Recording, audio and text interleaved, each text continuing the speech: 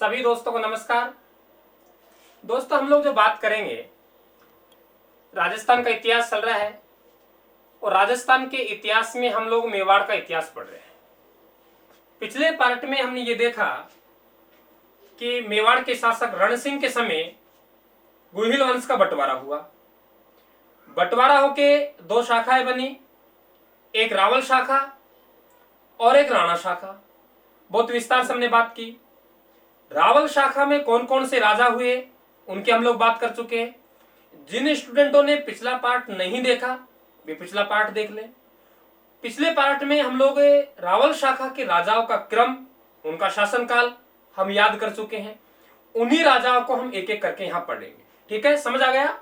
मेवाड़ के इतिहास में रावल शाखा चलेगी। देखिए, हमने ये पढ़ा कि रावल छेम सिंह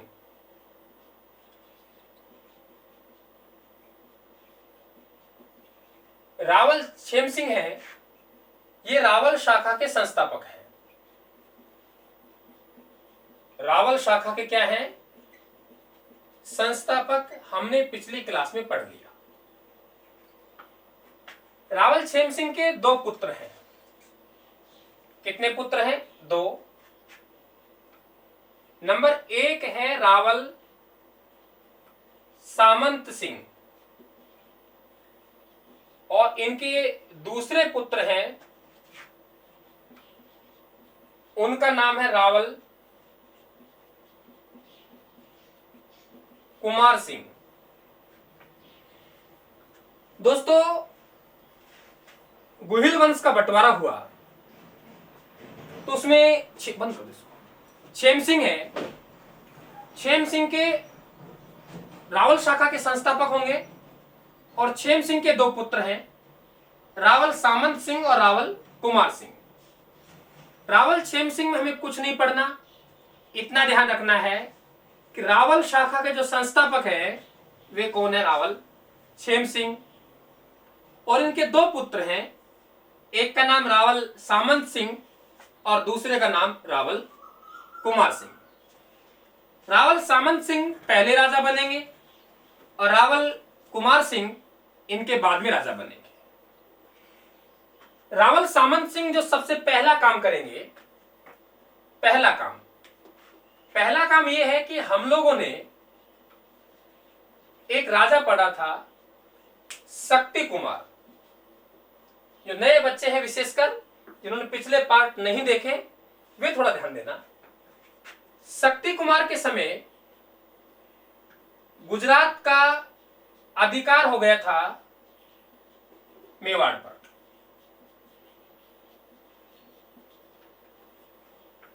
और शक्ति कुमार ने राष्ट्रकूट शासक के सहयोग से कुछ भाग पुनः प्राप्त कर लिया।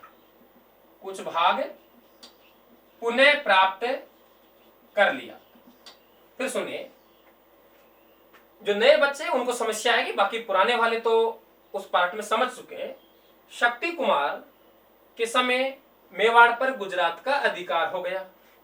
शक्ति कुमार ने पुनः मेवाड़ का कुछ भाग, पूरा नहीं, कुछ भाग पुनः प्राप्त कर लिया।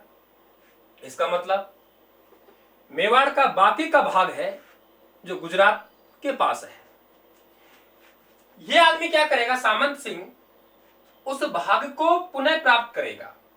यानी हम ये लिखें कि चालुक्य शासक कहां का? गुजरात का। उनका नाम है अजय पाल। अजय पाल को पराजित करके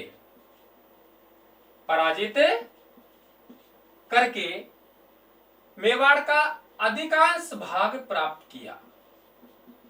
मेवाड़ का अधिकांश भाग प्राप्त किया।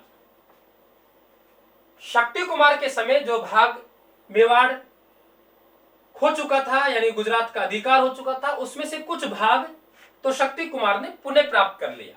बाकी का भाग है वे चालुक्य शासक अजय पाल को पराजित करके कौन प्राप्त कर रहा है? सामंत सिंह, ये आपको पता होना चाहिए। क्लियर। दूसरा क्या है कि इनका जो विवाह हुआ, किनका, सामंत सिंह का, वे विवाह हुआ अजमेर में। कहां हुआ? अजमेर में। और अजमेर में जो पृथ्वीराज सेकंड की बहन है, जिनका नाम है पृथ्वी बाई, इनसे क्या हुआ? विवाह हुआ। यानी सामंत सिंह का जो विवाह हुआ, इनकी शादी हुई, वे अजमेर के चौहानों की राजकुमारी जो पृथ्वीराज थर्ड नहीं, पृथ्वीराज सेकंड की बहन पृथ्वी भाई के साथ हुआ। लेकिन जो नाडोल पड़ता है, नाडोल कहां पड़ेगा? पाली में। नाडोल के शासक हैं जिनका नाम है कीर्तिपाल चौहान। कीर्तिपाल चौहान इस राजकुमारी से विवाह करना चाहता था। और विवाह कौन कर लाया? सामंत सिंह। यानी एक दूसरे के विरोधी हो गए। सीधी सी भाषा में समझाऊं कि एक लड़की जिसका नाम क्या है? पृथ्वी भाई, अजमेर के चौहानों की राजकुमारी, विवाह करना चाहता था नाडोल पाली का कीर्तिपाल चौहान। लेकिन विवाह कौन करके ले गया? सामंत सिंह। अब इस लड़की के चक्कर में दोनों में क्या होगा? झगड़ा होगा। ठीक है ना। आप लोग तो मत क्या करो लड़कियों के चक्कर में झगड़ा, ठीक है। झगड़ा होगा तो इस झगड़े में ये कीर्तिपाल चौहान आक्रमण करेगा मेवाड़ पर। और इस झगड़े में जो पराजित होंगे, ध्यान सुनना, जो पराजित होंगे वे कौन होंगे? सामंत सिंह। यानी सामंत सिंह हार जाएगा और मेवाड़ पर कीर्तिपाल चौहान का अधिकार हो जाएगा। सुनते जाना। इसका मतलब यह हुआ सर, आप ये कह रहे हो कि नाडोल के कीर्तिपाल चौहान ने रावल सामंत सिंह पर आक्रमण किया। अब लड़की का चक्कर समझ लो, चाहे साम्राज्य विस्तार की नीति समझ लो, तो रावल सामंत सिंह इस युद्ध में पराजित होंगे और पराजित होकर यहां से भागेंगे। और दोस्तों ये जाएंगे बागड़ में। बागड़ मतलब आज का डूंगरपुर, बांसवाड़ा। और बागड़ में जाके ये गुहिल वंश की स्थापना करेंगे। बागड़ में जाकर गुहिल वंश की क्या करेंगे? स्थापना करेंगे। अब आप कहेंगे सर वहां गए तो वहां पहले से भी कोई राजा होगा तो उसको पराजित किया होगा। बिल्कुल। यहां के जो बागड़ के शासक है उनका नाम है चौर सिमलक।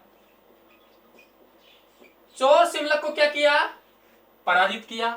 यानी चौर सिमलक कहां के राजा थे? बागड़ के। अब आप कहेंगे सर गए होंगे तो इनका समय भी होगा। बिल्कुल। रावल सामंत सिंह यहां जो पराजित होगा वे 1177 में होगा। किससे? नाडोल के कीर्तिपाल चौहान से। लेकिन बागड़ में गुहिल वंश की स्थापना करेगा वे समय होगा 1178 ईस्वी का। समय कौन सा होगा? 1178 ईस्वी का। बताइए क्या समझ में आया? समझ में यह आया कि सर रावल सामंत सिंह के समय, ये लड़कियों को छोड़ो, रावल सामंत सिंह के समय नाडोल के कीर्तिपाल चौहान ने मेवाड़ पर आक्रमण किया। सामंत सिंह पराजित हो गया। पराजित होकर यह बागड़ में गया और बागड़ में जाकर वहां के राजा चौर सिमलक को पराजित किया और पराजित करके वहां गुहिल वंश की स्थापना की। तो देखो सीधा सीधा सवाल बन गया कि बागड़ मतलब राजस्थान का दक्षिणी भाग, जो मैंने पार्ट नंबर 1 में समझाया। डूंगरपुर बांसवाड़ा बागड़ में गुहिल वंश के संस्थापक कौन है? तो आप बता देंगे रावल सामंत सिंह है। गुहिल वंश की स्थापना कब की गई? आप बताएंगे 1178 ईस्वी में की गई। आपसे पूछे सामंत सिंह कौन था, तो आप बताएंगे कि रावल शाखा के क्षेम सिंह का पुत्र सामंत सिंह ये शासक था। कहां का? मेवाड़ का। क्लियर? किसको पराजित करके स्थापना की? चोर सिमलक को। तो बागड़ के गुहिल हमारे यहां क्या हो गए? अलग हो गए। बहुत इंपॉर्टेंट बात ध्यान रखना। अब बागड़ के गुहिल हैं, इनकी जो राजधानी बनेगी वे बनेगी पटवर्धक। पटवर्धक मतलब आज का बड़ौदा। बड़ौदा को इन्होंने राजधानी बनाई। बाद में अलग चीज है कि डूंगरपुर की स्थापना हो जाएगी, फिर डूंगरपुर राजधानी बनेगी। लेकिन गुहिल वंश की प्रारंभिक राजधानी की बात करें तो आप बता देना कि इनकी प्रारंभिक राजधानी है वे कौन सी है? बड़ौदा। क्लियर? एकदम कोई डाउट नहीं होना चाहिए। ठीक है। अब हमारी एक कहानी और आ गई समझ में कि सर कीर्तिपाल चौहान है, ये कीर्तिपाल चौहान का अधिकार मेवाड़ पर हो गया और सामंत सिंह यहां से चले गए। इसका मतलब सामंत सिंह के जो वारिस हैं कहां चले जाएंगे? बागड़ में। तो इनका बेटा तो राजा बनेगा नहीं। अब इनका भाई कौन है? रावल कुमार सिंह। रावल कुमार सिंह ने जो नाडोल के कीर्तिपाल हैं, नाडोल के कीर्तिपाल को पराजित किया, पराजित किया और मेवाड़ पर अधिकार कर लिया। और मेवाड़ पर अधिकार कर लिया। इसका मतलब कहानी एकदम क्लियर। एक भाई से कीर्तिपाल चौहान ने मेवाड़ छीना तो दूसरे भाई ने कीर्तिपाल चौहान से मेवाड़ पुनः छीन लिया। तो ये हमारे सामंत सिंह है और ये कुमार सिंह है। कुमार सिंह में आपको एक ही बात ध्यान रखनी है, बात यही ध्यान रखनी है कि कुमार सिंह ने जो कीर्तिपाल चौहान है, कीर्तिपाल चौहान है, कीर्तिपाल चौहान से वापिस मेवाड़ लिया। ठीक है, यह बात आपको ध्यान रखनी है। एकदम क्लियर हुआ? कोई समस्या नहीं है। फिर से कहानी में दोहरा देता हूं। क्षेम सिंह रावल शाखा के संस्थापक, दो पुत्र रावल सामंत सिंह, रावल कुमार सिंह। रावल सामंत सिंह ने जो पीछे के शासक शक्ति कुमार के समय गुजरात के चालुक्य नरेशों ने मेवाड़ पर अधिकार कर रखा था, उसे पुनः प्राप्त किया। किसके समय? अजय पाल के समय। कारण चाहे पृथ्वीभाई वाला हो चाहे और कारण हो, लेकिन नाडोल के कीर्तिपाल चौहान ने मेवाड़ पर आक्रमण किया, सामंत सिंह को यहां से भगाया। सामंत सिंह बागड़ में चले गए और बागड़ में जाके गुहिल वंश की स्थापना की, वहां के शासक चोर सिमलक को पराजित करके। सामंत सिंह के भाई कुमार सिंह ने पुनः कीर्तिपाल को पराजित करके मेवाड़ प्राप्त कर लिया। यह कहानी है रावल क्षेम सिंह की, रावल सामंत सिंह की और रावल कुमार सिंह की। एकदम क्लियर हो गई होगी। एक स्क्रीनशॉट लीजिए, फिर आगे बात करते हैं।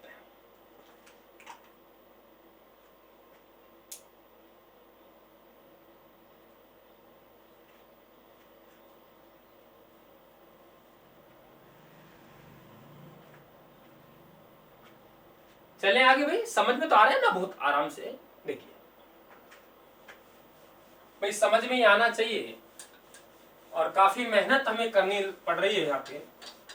हालांकि YouTube पे इतने डिटेल से और कंटिन्यू कहीं इतिहास को तोड़ के नहीं पढ़ाना, पूरा लगातार पढ़ाना बहुत कम देखने को मिलेगा आपको।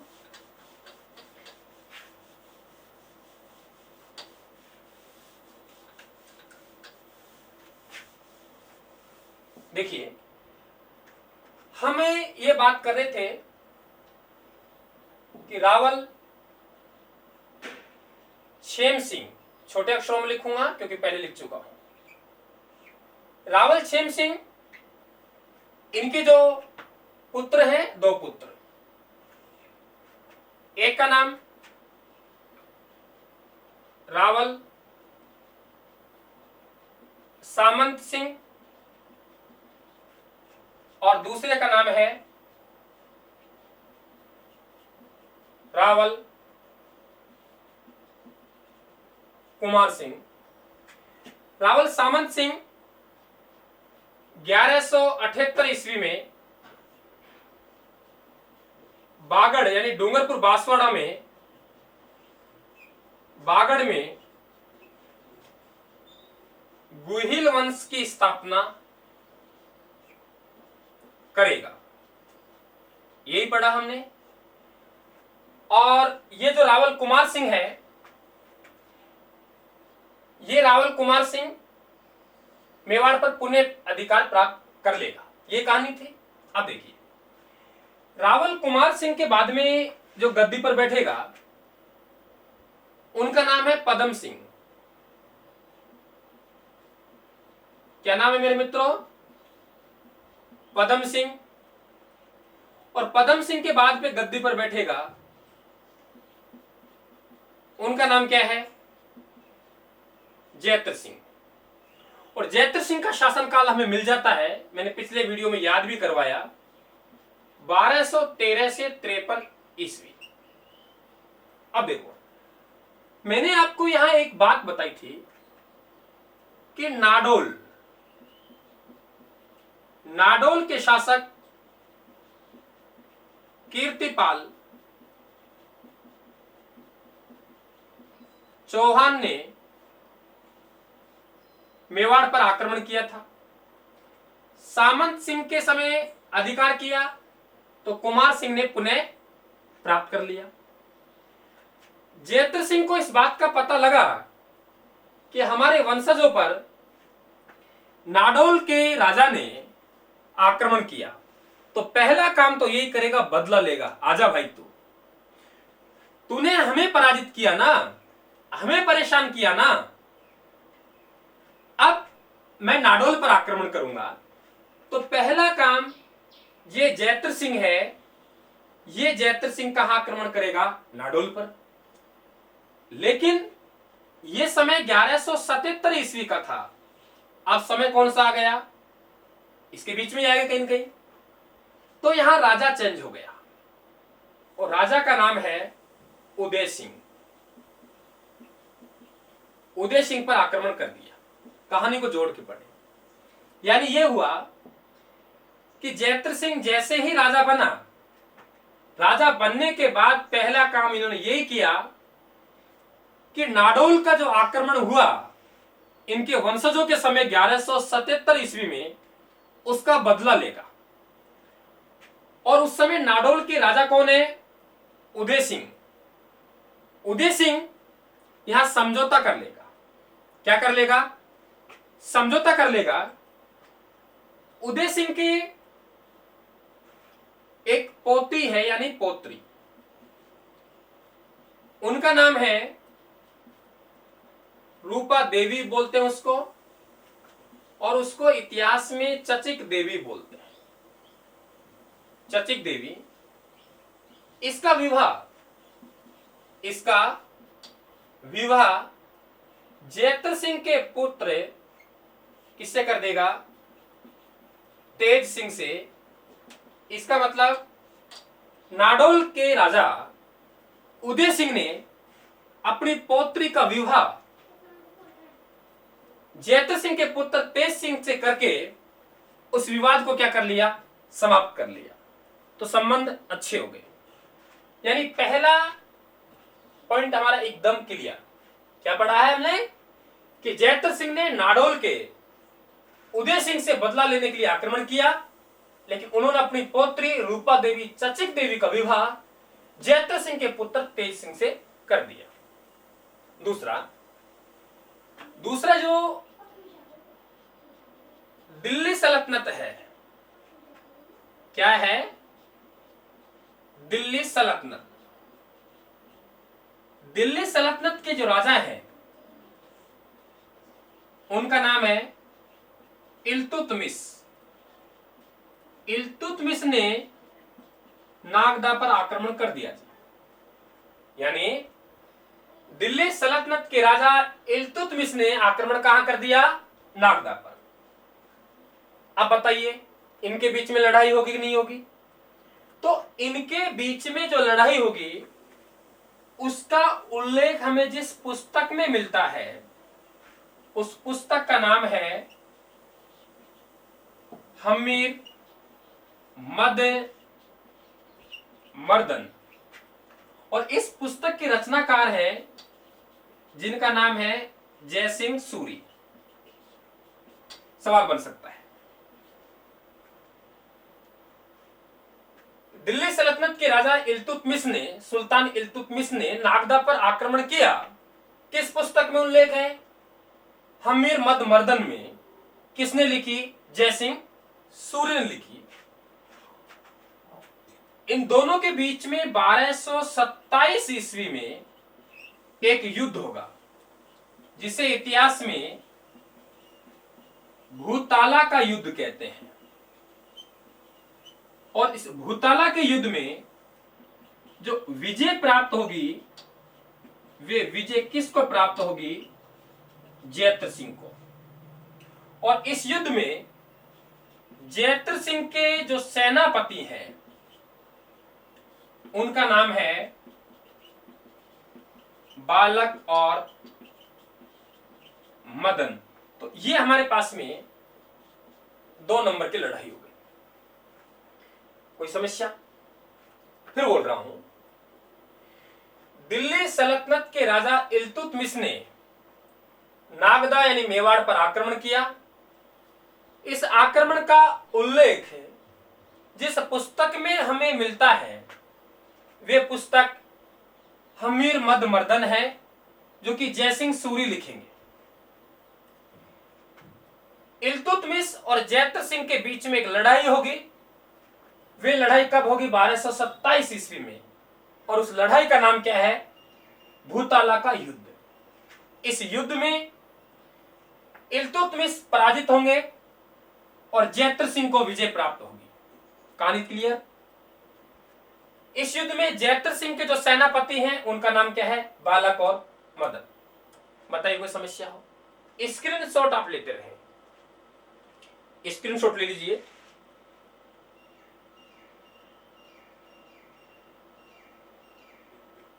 चले तीसरा आक्रमण। अब दिल्ली का सल्तनत का सुल्तान पराजित होगा तो फिर से दिल्ली सल्तनत का सुल्तान आक्रमण करेगा। दिल्ली सल्तनत का सुल्तान जिनका नाम है नासिरुद्दीन। नासिरुद्दीन का आक्रमण हुआ, ये भी पराजित हो गया। और 4 नंबर का है मालवा। मालवा का देवपाल को भी इन्होंने पराजित किया,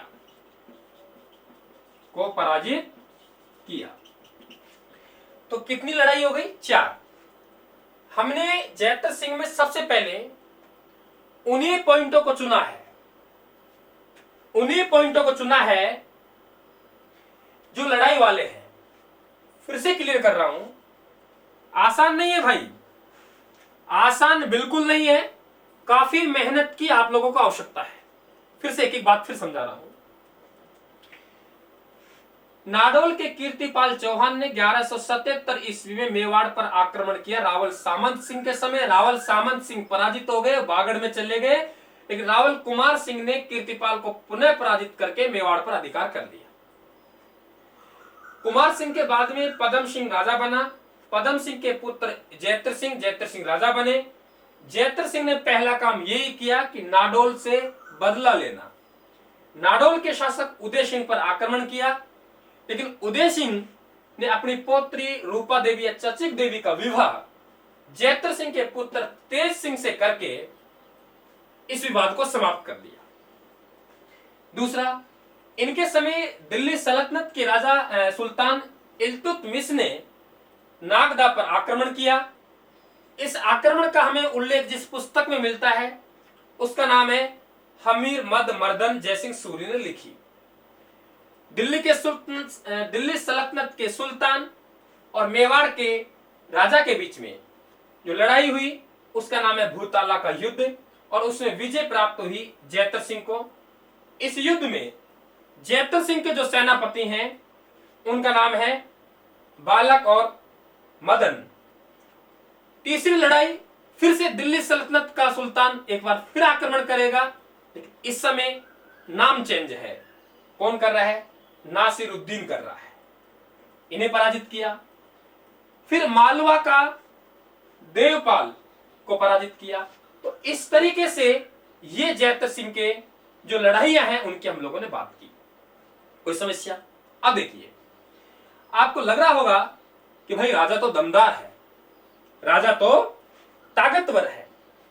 तब राजा ताकतवर है तो कुछ विशेष बातें आएंगी।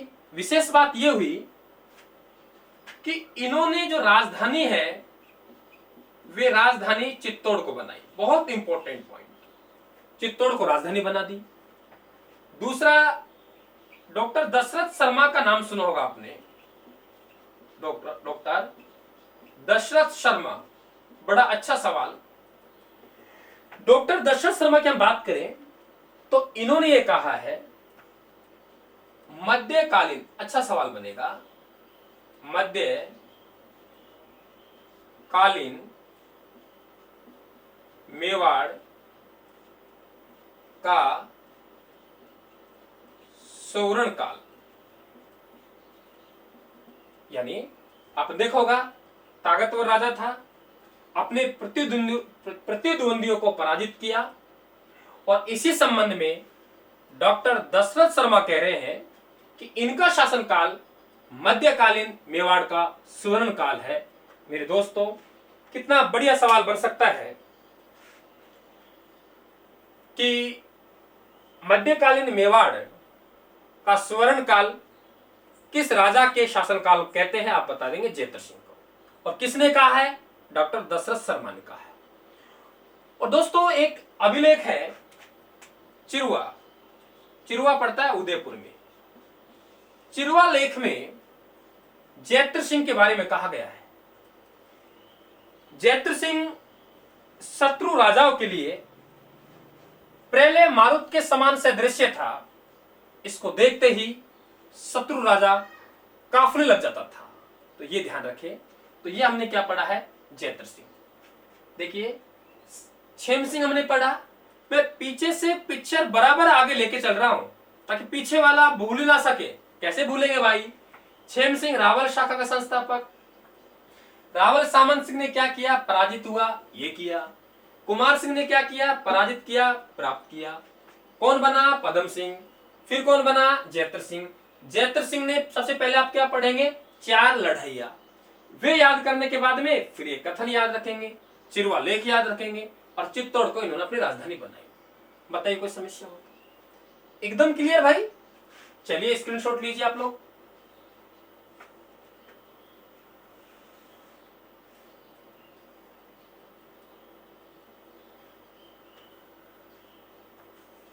क्लियर हुआ? तो आपका यहां रावल क्षेम सिंह क्लियर, रावल सामंत Singh clear, Rawal Kumar Singh clear, Padam Singh clear और जैतर सिंह क्लियर। आगे हम लोग बात करेंगे अगले पार्ट में। वे बात करेंगे जैतर सिंह के पुत्र हुए कौन? तेज सिंह। तेज सिंह की मैं बात करूंगा। और तेज सिंह के पुत्र हैं जिनका नाम क्या है? समर सिंह। समर सिंह की हम लोग बात करेंगे। ठीक है? तो ये पार्ट इतना ही यहां तक। ठीक है, नमस्कार। अगले पार्ट में पुनः मिलेंगे हम लोग। छोटे छोटे पार्ट आप तक पहुंचाना मेरे लिए ठीक रहेगा ताकि आराम से आप समझे। स्टेप बाय स्टेप चलेंगे तो इतिहास अच्छा समझ में आएगा। चाहे बेशक छोटा छोटा करके पढ़ लिया आप लोग। मैं तो 2-3 घंटे के वीडियो लगातार बना दूंगा, कोई फायदा नहीं रहेगा। हाँ, कंटिन्यू छोटे छोटे पार्ट है लेकिन आप तक पहुंचते जाएंगे। बड़े राजा आएंगे तो बड़े पार्ट बनाएंगे अपन लोग। ठीक है, नमस्कार सभी को, बहुत बहुत धन्यवाद।